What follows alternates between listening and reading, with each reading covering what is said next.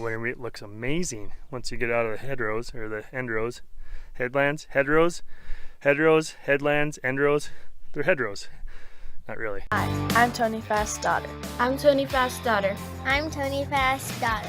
Our family has been blessed to farm in Montana For over 100 years now. And it wouldn't be possible without the great team we have and blessings from our Savior, Jesus Christ. We're back in the cedar. Tried desperately yesterday to finish and just got rained out, which is a good problem to have. Moisture is great, and definitely be seeding into moisture now. It is shortly after noon on Saturday, May 25. Hopefully today will be the last day. A month and 10 days-ish after we started, right? Something like that. So yeah, Lord willing, we will finish up today. Tony is done with the big air seeder up north. I need to get this done, and then we have some corn to plant with an actual corn planter. I have from about here, right there's the line, to about over here. I've done about maybe a third of it yesterday. Just weirdness. We're not sure what happened. We have half drill widths that were seeded and the other half of the drill was not, like here on the headlands. So not sure what was going on, which explains why I was seeing seed dropping, but whatever, we'll fill it in. And then they're like here, there's little on the end rows, partials, so we'll jump back on the pass. I was headed down this pass and I plugged up the seed tube, and yeah, so we'll pick up where we left off and get going again. First, we need to start some guidance. I accept all responsibility, and it looks like our guidance line is still good, and I have to start my task mode. We're going, all right, should be good to go. Tank 3 is very low. Tank 3 is phosphorus. Just burning phosphorus off. This already has phosphorus with the seed. And to be honest, I don't remember if I cleaned out the seed tube, because I was really on tower 6 number 4. Same one I've been having issues with, like, for the last week. Kick it in about there. Get my discs down, get seed flowing. There we go. We're back at it. On to the finish line, Lord willing. Alright, just out here double checking. Found 3. 1, 2, and 3. Getting a little nervous, but I think what's happening is I'm falling right in the same trench. And so it seems a little deeper. When I was digging those 3 up, I found others from prior, because you can see here's some of this first stuff that we planted. This is not wheat, that's Russian thistle, but this guy is. But it was right in the trench where I was digging. Anyway, I think we're good. Let's go. Well, excuse the loud side-by-side, but finished seeding yesterday. Well, Tim's actually doing some, I guess you call it reseeding, but we're getting winter wheat sprayed. Dad is loading up the sprayer. I'm checking fields, looking for weeds to see what we need to spray. And there's a couple barnyard grasses here. That's what I'm looking for. Oh, where did you go? Got spiders running across the ground. Thin spots. I'm trying to find barnyard grass in the thin spots. And I only saw one back there. Now I can't find it.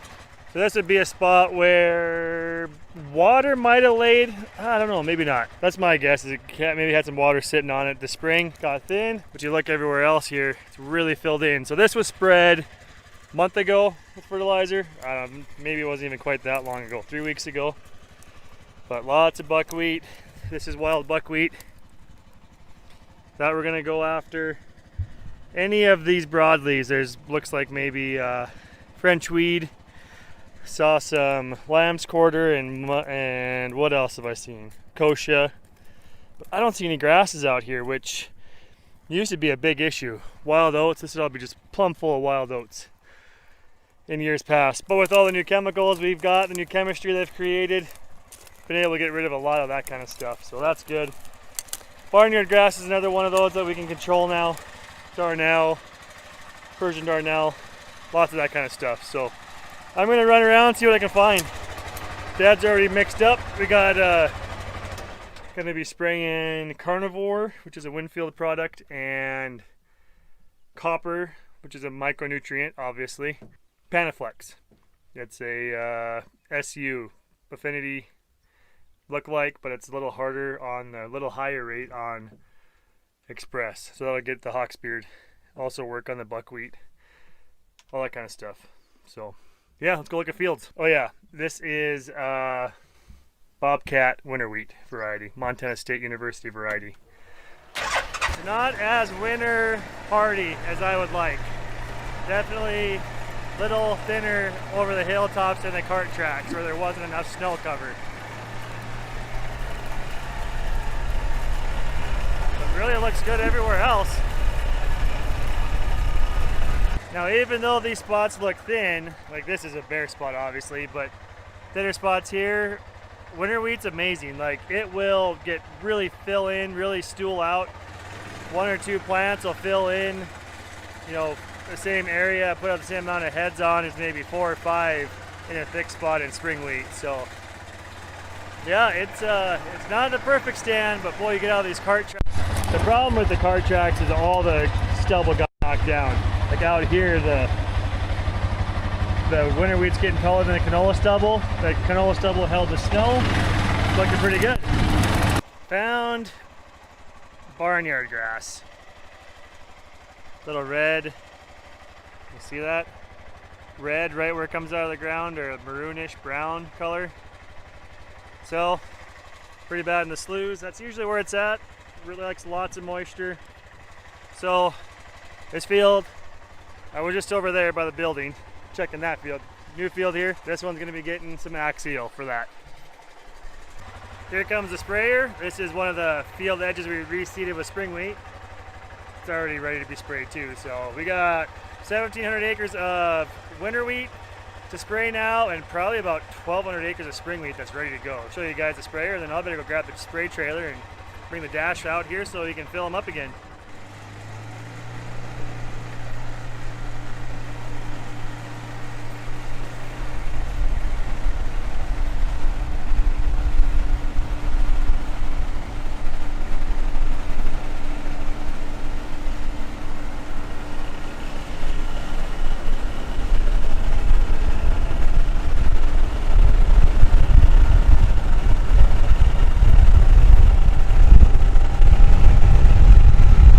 This is it.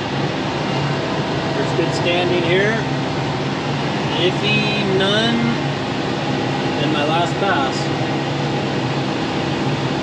I took a strip up there, a couple patches over there, and that will wrap it up. I'm sure there's maybe some spots we might fill here and there, but I think we're done. I think that's it.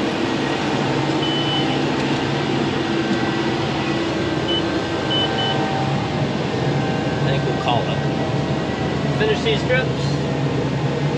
Park it. Well, for those of you that have not seen this channel before or have not seen us spraying, this is our dash trailer built by Phiber. This comes out of Canada. They're a family farm that runs a manufacturing facility as well, a welding shop. Build some farming equipment and stuff like that. They started building this because they're about to the break point by a second sprayer. Tell you what, this is a lot cheaper than a second sprayer. This has really sped up our spray season, our spray operation. I think the best day so far we've had spraying in crop with Dad and I out here. One guy batching, one guy spraying. It was about 2,200 or maybe 2,500 acres in one day. So the trick to this is all the chemical is preloaded. The sprayer pulls up to the trailer, and with a 400 gallon a minute pump, we can fill that sprayer in like 4 to 5 minutes. This thing has really increased our speed of spraying and sped up our spray operation a lot. So got shuttles up top. that just gravity fill into the cones, and then we got jug rinsers too in all of the cones that are on the trailer. Cage to hold stuff, it's like the top deck, lots of water. Well, Dad takes whiteboard markers and writes how many gallons of each chemical goes in which cone. So I'm gonna go ahead and just fill this up. He'll be here before we know it. But man, as soon as that stuff gets taller than the canola stubble out there, it is gonna look amazing. 100 bushel winter wheat, probably not, but it sure has potential right now. It keeps raining. All right, let's start filling up.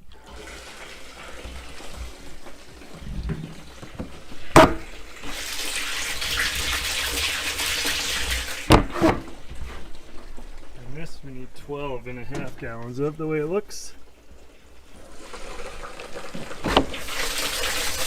Not the color you thought it would be, is it? You think it'd be copper color if it's copper.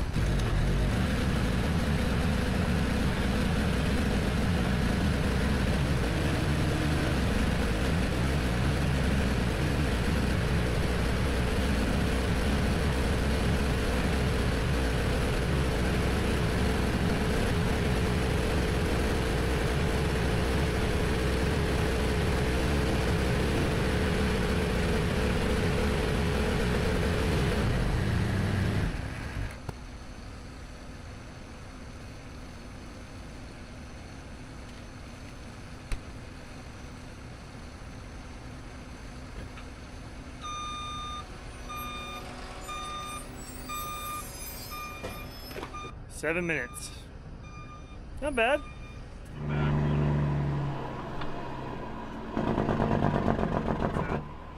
I'll go back west and turn around and come back and then it's over the hill here. Okay. Boy, good thing I stopped where I did. It would have got me.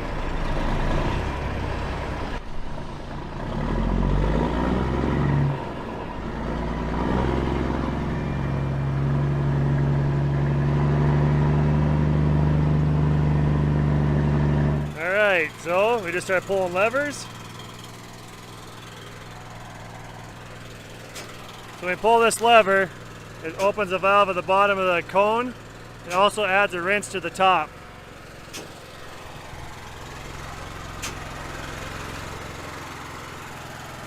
Kind of burp it a couple times to get everything out. Go to the next one.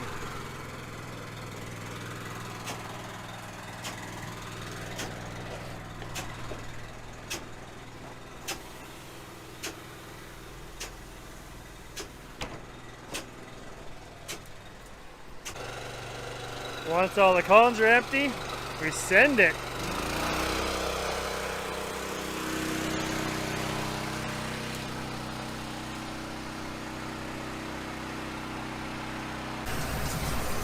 Plastic air controlled by a switch over on the valve gets the hose empty, finishes topping off the sprayer tank.